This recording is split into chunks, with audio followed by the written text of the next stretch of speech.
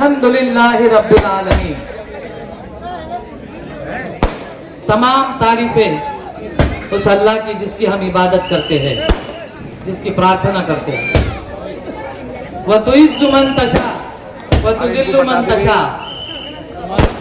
नहीं कोई ताकत इस कायनात की जो हमें इज्जत भी दे सके, ना जिल्लत दे सके। ये सब है मेरे, ये सब है मेरे कमली वाले का सदका, ये सब है मेरे कमली वाले का सदका। वरना मोहम्मद न होते तो ये दुनिया ना होती, कुछ भी ना होता।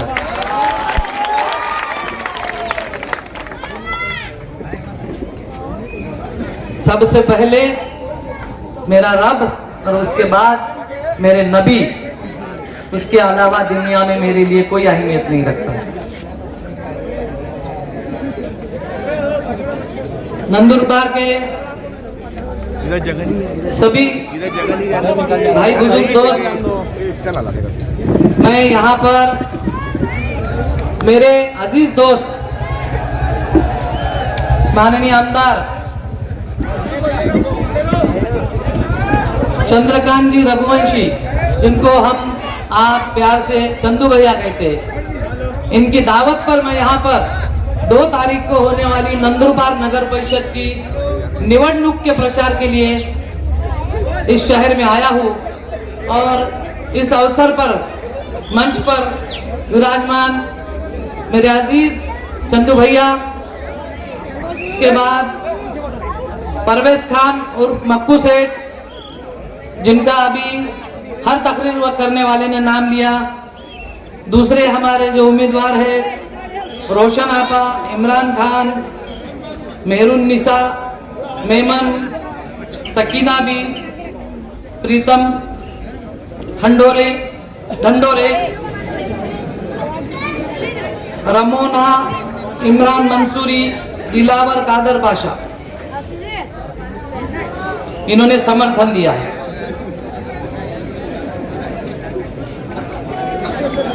अभी कुछ दिन पहले हमने संविधान दिन मनाया, बराबर है? मनाया कि नहीं? हाथ ऊपर करो, किसको पता है संविधान दिन मनाया? तो आज से 5-6 दिन पहले हमने संविधान दिन मनाया 26 तारीख को। क्यों मनाया? ये संविधान की वजह से ही हम ये निवडणूक कर रहे हैं। ये संविधान की वजह से हर एक को हमको ये जमहूरियत की ताकत मिली हुई है। इसी संविधान की वजह से एक शहर का गरीब मजदूर भी होगा तो उसको एक ही वोट मिलता है, और आपके शहर का कोई बड़ा आसामी करोड़पति भी होगा उसको भी एक ही वोट करना है। ये सबसे बड़ी ताकत है संविधान की, जिसने हमको ये वोट करने का अधिकार दिया। एक जमाना था कि एक बादशाही थी, कबीले थे, उसके सरदार बनते थे, राजा महाराजा थे। उनके पेट से जो नया राजा बनता था, नया बादशाह बनता था, कबीले का सरदार बनता था, जो उसके पेट से पैदा हुआ वो बनता था। लेकिन संविधान ने हमको ये बताया कि अब राजा बनेगा मत पेटी से निकलकर, ना कि किसी के पेट से पैदा होकर नहीं।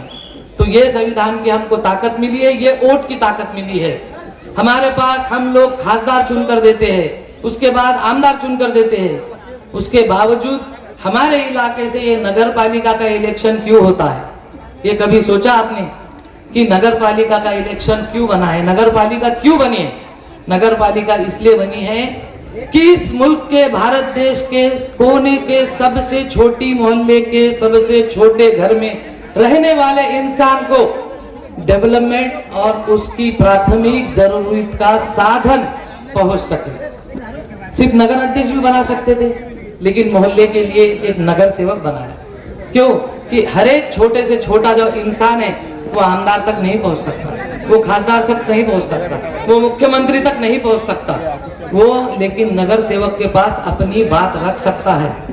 क्योंकि नगर पालिका की जो जिम्मेदारी है वो यहाँ के आवाम के डेवलपमेंट की जिम्मेदारी है।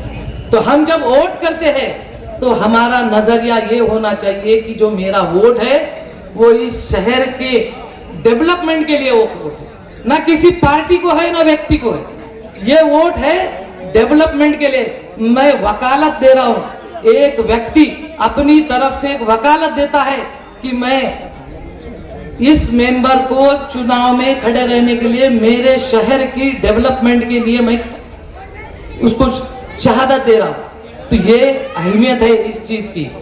तो हमारे शहर में डेवलपमेंट के लिए रास्ता है, नाली है, स्कूल है, एजुकेशन है, हेल्थ है, ये सारी चीजें हमको चाहिए, इसलिए वोट करना है। हमको यहाँ पर मजहबी बातें करके वोट नहीं करना है। मजहब, ईमान, इसका ताल्लुक हमारे आमाल से है। हमारे नबी ने बताया मजहब और ईमान, यहाँ पे डेवलपमेंट में क्यों? भाई ये मुल्क हमारा 18 पकड़ जाति का मुल्क है, हर नागरिक हमारा भाई है, इस देश के नागरिक होने के नाते इस देश का भाई है। तो हमारा वोट होना चाहिए डेवलपमेंट को देखकर, ना कि किसी के जज्बाती बातों में आकर। ये लोग आपको जिस तरीके से लेकर जा रहे हैं, ये बर्बादी वाला रास्ता है।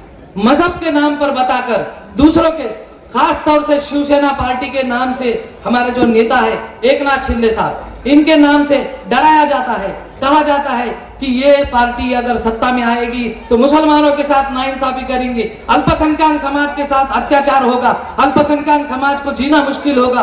ये इस तरीके के बातें कर कर आपको बहला के फुसला के ये सारी चीजें करते हैं। लेकिन हमारा जो कोई एक ईमान वाला, एक मुसलमान ना फंसता है ना फंसाता है किसको, बराबर है। यह हमारी नबी की सुन्नत है।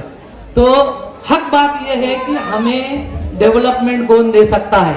हमें डेवलपमेंट दे सकता है जिसके पास 20 साल का नगर विकास का तजुर्बा है। हमारे चंदू भैया के पास, जिन्होंने 20 साल से, मैंने उनके विकास काम पढ़ा, उनके ऊपर हमारा नेता है एकनाथ जी शिंदे साहब, जिनके बारे में बताया जाता है एकनाथ जी शिंदे साहब ये सबको लेकर साथ चलने वाला, सबके बारे में डेवलपमेंट करने वाला।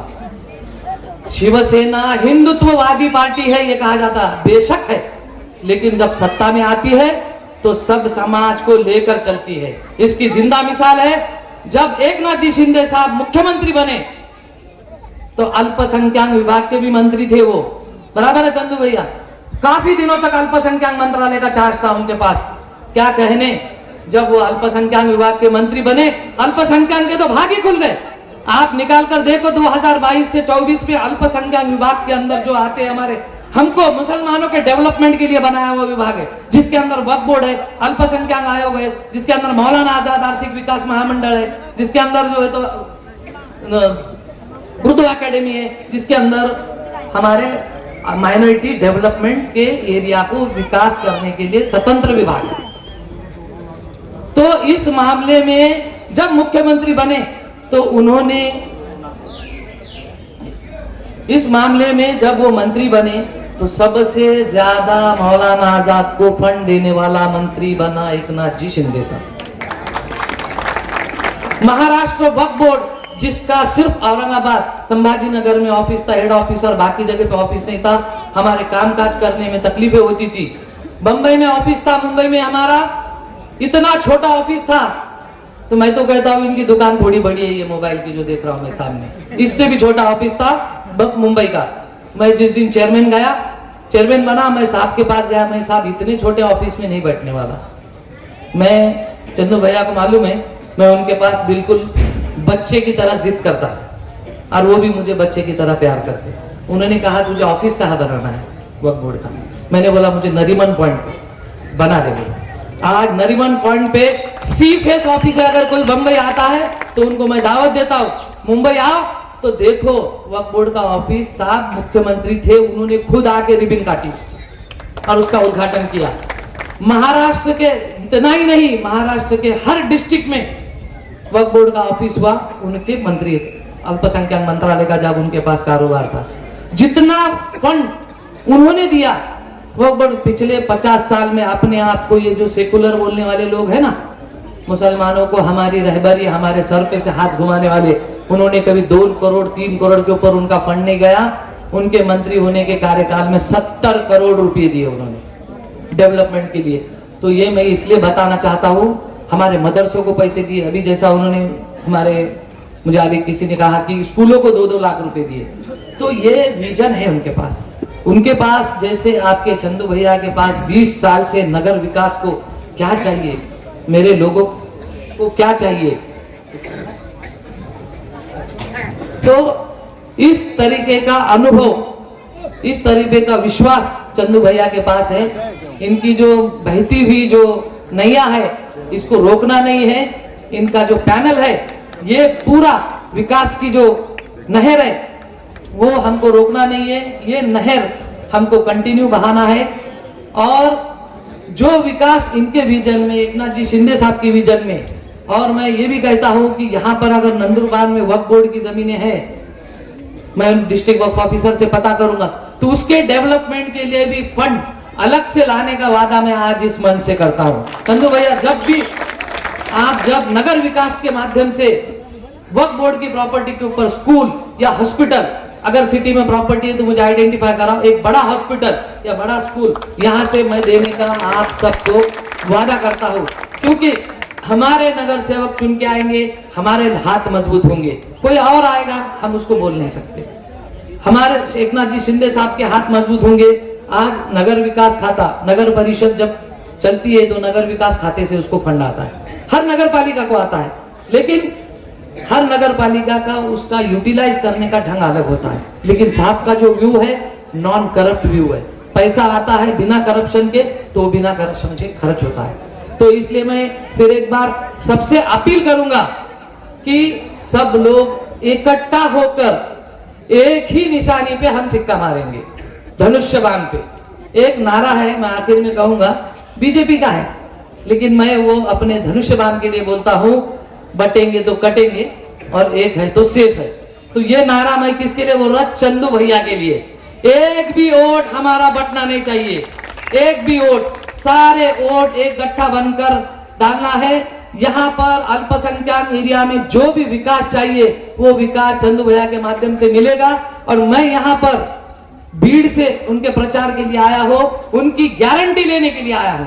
अगर उसमें कहीं भी कमी नजर आती है तो मुझे मेरे वेबसाइट से नंबर लो, मुझे फोन करो, मैं चंदू भैया को खुद एकनाथ जी शिंदे साहब के पास लेके जाऊंगा और बोलूंगा माइनॉरिटी के लिए ये मांग आई है और इसको हमको पूरा करना है। और मैं किस तरीके से जिद करता हूँ एकनाथ जी शिंदे साहब के पास चंदू भैया को अच्छी तरह मालूम है और वो मेरी जिद भी पूरी करते हैं।